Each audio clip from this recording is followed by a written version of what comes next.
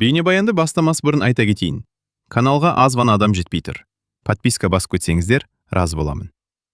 Бұл оқиға шын өмірден алынған. Жүрегіңізді тебірентетін, ойландыратын шынайы әңгімелерді осы видеодан тамашалаңыз. Жанна 54 жаста еді. Бірақ өзіне қарап, жас әрі белсенді сезінетін. Қарапайым көйлек киіп, шашын жеңіл толқын етіп тарқатқан. Ерін түсі жеңіл қызғылт реңкпен боялған. Көздерінде өмірге деген қызығушылық бар. Бүгін ол құдасының үйінде туыстық кешке шақырылған. Құдасы 38 жастағы жас әрі бойшаң, тартымды. Бірақ әдеттегідей емес, бір түрлі сенімділік пен әзіл сезімі бар. Жанна есіктен кірген сәтте құдасы онымен қарама-қайшы қарап қалды. Бірден жас айырмашылығы байқалды. Бірақ ол Жаннаны таңғалдырмай, керісінше қызықтырды. Жанна апай, мына жаққа отырыңыз. Құдасы жылы күліп, үстелдегі орынға белгі берді. Жанна баяу жүріп барып, орнына отырды. Ішкі дауысы. Мен 54-шідемін. Ол 38-де. Жоқ деу керек еді ғой, бірақ бір түрлі. Айту қиын сияқты. Кеш басталды. Әдеттегі әңгімелер, тағам, ауа райы, жұмыс, туыстар туралы. Бірақ Жанна мен құда арасындағы әңгімелер бір түрлі жылдам өрбіді. Сіз соңғы уақытта кітап оқыдыңыз ба? Құда сұрады. Иә, бірақ көбіне тарихи романдар. Жанна жауабын берді. Мен болса комедияны жақсы көремін.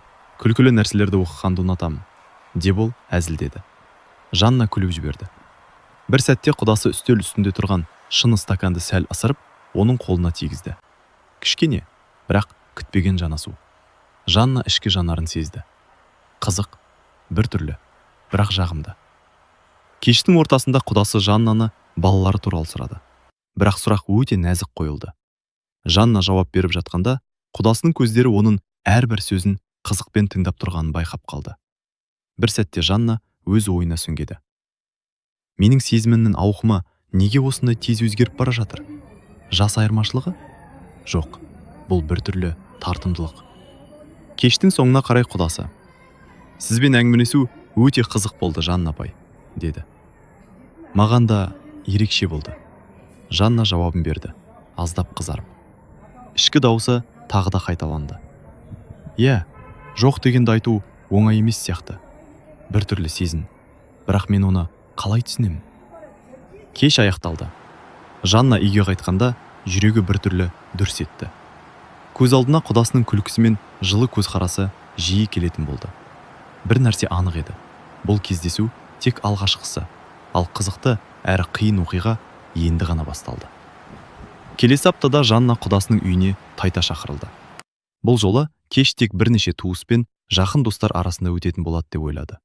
Бірақ Жанна ішкі сезімі бір түрлі қобалжыған. Мен неге осындай қатты қызығып отырмын? Жас айырмашылығын бәрібір ұмытып кеттім сияқты. Құдасы сол кеште оны өз жанында отырғызды. Әңгімелер әдеттегідей басталды. Бірақ ер адам Жаннаны бір түрлі назармен, әзілмен сұрай бастады. Сізге қалада демалуға мүмкіндік бар ма, Жанна апай? Көбіне осында ғана отырасыз ба? Деді ол сәл күлкімен. Иә, негізінен балалармен, немерелермен айналысамын. Бірақ кейде өзіме де уақыт бөлемін, деп жауап берді Жанна, ішкі жанарында қызығушылық сезіп. Құдасы үстелдегі тәттілерді ұсынып, Жаннаға біреуін арнайы таңдады. Қарапайым, бірақ күтпеген назар. Жанна кішкене қызарып кетті. Бір сәтте құдасы бұрынғы кездегі әңгімені еске алды. Сіз тарихи романдарды оқисыз деп едіңіз бе? Соңғы оқыған кітабыңыз қандай болды? Менің соңғысы «Ұмытылған махаббат» атты роман. Бір түрлі, бірақ жүректі қозғайды, деп жауап берді Жанна. Махаббат туралы кітаптар қызық, әсіресе олардағы эмоциялар мен шешімдер. Кейде өмірде кездескендей сезіледі, деді құдасы көзімен Жаннаны бағалап. Жанна ішкі жанарын сезді. Құдасы тек әңгіме айтып отырған жоқ, ол оның реакциясына да мән беріп отыр. Бұл бір түрлі, бірақ тартымды. Кештің ортасында құдасы Жаннаны сыртқа шығуға шақырды. Олар террасаға шықты. Ауа таза, жеңіл жел соғып тұр. Сіз әрқашан осындай белсендісіз бе? Деп сұрады құдасы. Иә, мүмкін сондықтан өзімді жас сеземін, деп жауап берді Жанна. Олар бірге күлді, бір-біріне кішігірім әзілдер айтты. Бір кезде құдасы Жаннаның қолын кездейсоқ ұстап қалды. Жанна сәл үнсіз қалды. Жүрегі дүрс ете түсті. Ішкі жанарында мен 54-шідемін. Ол 38-де. Бірақ осы сәтте жоқ деген ой мүлде жоқ сияқты. Біртүрлі тартымдылық мені қорқытады, бірақ қатты қызықтырады. Кеш соңында құдасы: "Сізбен әңгімелесу әрдайым қызықты, Жанна апай", деді жылы күліп. "Маған да ерекше болды", деп жауап берді Жанна, аздап сызылып. Жанна үйге қайтқанда жүрегі әртүрлі эмоцияға толы болды. Қуаныш, қобалжу, аздап қорқыныш. Бірақ бір нәрсе анық еді. Ол өз сезімін тереңірек білуге дайын. Жанна мен құдасының қарым-қатынасы кеш сайын біртүрлі жылдам дамып келе жатты. Бұл жолы құдасы оны қала ортасындағы жаңа ашылған кафеге шақырды. "Міне, Жанна апай, меніңше сізге бұл жер ұнайды", деді құдасы есіктен кіргенде. "Керемет екен", деді Жанна үстелге отыра отырып сәл қобалжып. Қызметкерлер оларды үстелге бастап орнатқаннан кейін құдасы мәз болып мәзірді қарап отырды. Бірақ оның кейпі біртүрлі. Көңілде әзіл мен біртүрлі қызығушылық бар. "Сіз тәттілерді жақсы көресіз бе?" деді ол. "Иә, шоколадсыз өмірім жоқ", деп жауап берді Жанна сәл күлкілі көзқараспен. Құдасы мәзірден бір тәттіні таңдады да Жаннаның алдына қойды. "Міне, сізге арналған тәтті, сынап көріңіз", деді ол жеңіл күлкімен. Жанна күліп тәттіні алды. Бір сәтте олардың көздері кездесті. Сол жерде ішкі жанарында: "Мен неге осылай қызық барым? Жас айырмашылығы жоқ, тек тартымдылық бар", деп ойланды. Тәттілерді татып отырғанда құдасы кенет бір әңгімені бастады. "Жанна апай, сіздің өміріңізде соңғы кезде қандай қызықты оқиға болды?" "Қызықты. Әрдайым өмір қызықты емес пе? Бірақ кеше немерелермен бірге саябаққа бардық. Қызық болды", деп жауап берді Жанна. "Саябақ. Біз де барайық, бірдеңе ойлап табайық", деді құдасы біртүрлі іштей әзілмен. Содан соң олар кешке қалалық саябаққа шықты. Жанна салқын жел мен түнгі жарыққа таңғалса, құдасы көңілді әзіл айтып, кейде қолын сәл тигізетіндей жақындап қалды. Бір сәтте құдасы: "Сіз әрқашан осындай батылсыз ба?" деп сұрады сәл күлкімен. "Батыл. Мүмкін жасырын батылдық бар шығар", деді Жанна ішкі жанарын сезіп. Саябақта оларға кенеттен ескі достар жолығып, сөйлесуге тура келді. Жанна аздап ыңғайсыз сезінді. Ал құдасы бәрін жеңіл әзілмен шешіп, Жаннаны қорғап отырды. Бұл сәт Жаннаны ерекше әсерге бөліп, жүрегін жылытты. Қайтып келе жатып, құдасы бір сәт қолын Жаннаға кездейсоқ тигізді. Бұл жол Жанна өзін тоқтай алмай, жүрегі дүрс ете түсті. Ішкі жанарында: "Мен 54-темін. Бірақ бұл сәтте жас айырмашылығы маңызды емес сияқты. Біртүрлі тартымдылық, қорқыныш, бірақ мені қатты қызықтырады". Кештің соңында олар кафеге қайта оралып, соңғы қаптама ретінде кофе алды.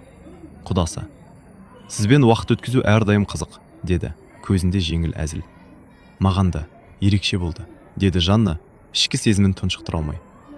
Жанна үйге қайтқанда жүрегі дүрс ете түсті. Ол тек бір нәрсені білетін: бұл қарым-қатынас енді жай ғана кездейсоқ кездесу емес, әрі қарай қызықты, әрі қиын оқиғаларға толы болатын еді. Жанна үйге келесі күні кешке келгенде, әдеттегідей балалар мен немерелерінің әңгімесімен көңілінен шыққан. Бірақ ойы әлі кештегі кездесуден шықпай, жүрегі біртүрлі дүрс ете берді. "Мен 54-темін. Ол 38-де. Қалай болар екен?" деп ойлады Жанна. Келесі аптада туыстық кеш тағы да өтті.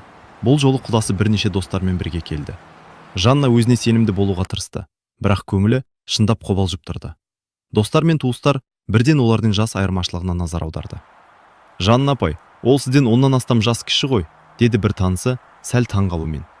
"Иә, бірақ екеуі бір-бірін жақсы көретін сияқты", деп жауап берді Жанна, аздап қорқып. Құдасы жай ғана күліп отырды, әзіл қосып. "Бізде жас айырмашылығы емес, көңіл айырмашылығы маңызды", деді жеңіл күлкімен.